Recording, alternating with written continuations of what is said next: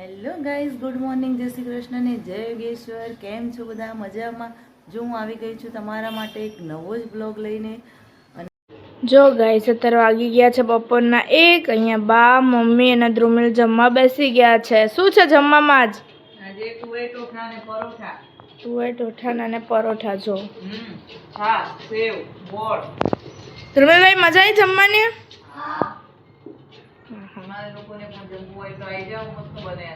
અચ્છા, આજ કેમ લેટ થયું જમવાનું? આજે લેટ થઈ ગયું. પેલા ભાઈ ઉઠ્યા મોડા એટલે.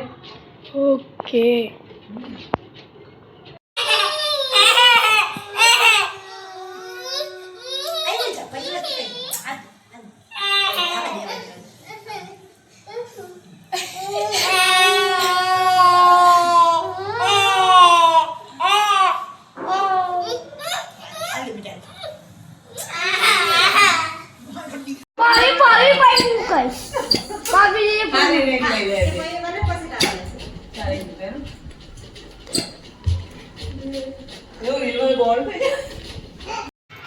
હેલો ગાઈસ, આવી જાઓ જમવા. જો ચાલુ કરી દીધી છે જમવાનું. શું છે જમવામાં આજ? ભાજી પાઉં, પરોઠા, મંચુરિયન બી છે. જો પાઉં બી છે. અને આ દ્રુમિલ જમવા બેસી ગયા. દ્રુમિલ, મજા આવે જમવાનું? હા. આ જો અને આ જો બોળા ભાઈએ જમવા બેસી ગયા છે. આ ભાઈના એક્સ્ટ્રા જોવા જ કંઈક. જો કોઈ બેન જમવા બેસી ગયા છે. કોઈ બેન કેવી બની ભાજી? બહારથી લાવેલા એટલે ટેસ્ટી લાગે એમ. તો મમ્મી કહેવાનું આપણે ઘરની બનાવો.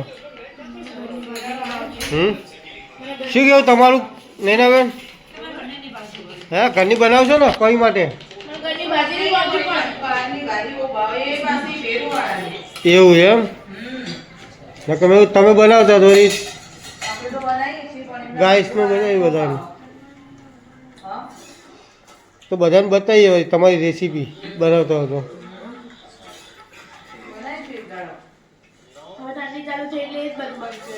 એવું છે?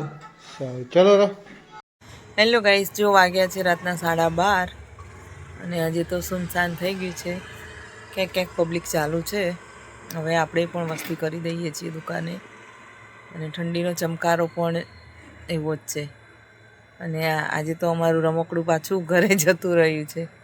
નહીં, રમકડા વગર મજા ના આવે. રમકડું ઘરમાં હોય ને એટલે તો આમ જોયું હોય તો ભડાફૂટ કરી દે. એક વસ્તુ નહીં રવા દે તો ઘરમાં. ટીચકુડો તો બહુ તોફાન કરે, એ જોવાની જ મજા આવે. એ જોવાની મજા આવે. એની ચારા કરે ને એ જોવાની મજા આવે. નખરાયડો બહુ. આખો દાડો કેજ જતો ખબર ના પડે. એ જ ને. અને કઈ વસ્તુ રવા જ ના દે. ગમે તે વસ્તુ આપણે મૂકી હોય ને તો એ તરત બીજેથી નાખી જ દેવાની, નીચે જ નાખી દેવાનું બધું. અને ચાર્જર, મોબાઈલ સુમસાન છે આજે તો. ઠંડીના વાતાવરણમાં પબ્લિક ઘરમાં ગોદડા ઉડીને હોઈ જાય. ઠંડી લાગે એટલે પછી અત્યારે આવવાનું કોણ બહાર હોય. એક ઠંડીમાં અને ચોમાસામાં પબ્લિક ઓછી હોય. ઉનાળામાં તો ભરપૂર હોય. આવી જાય પણ બધી વહેલા આવી જાય એમ. એટલે અત્યારે 12, 12:30 પછી ઓછી થઈ જાય. હા, આવી ઠંડીના કોણ બહાર નીકળે. સાચી વાત છે.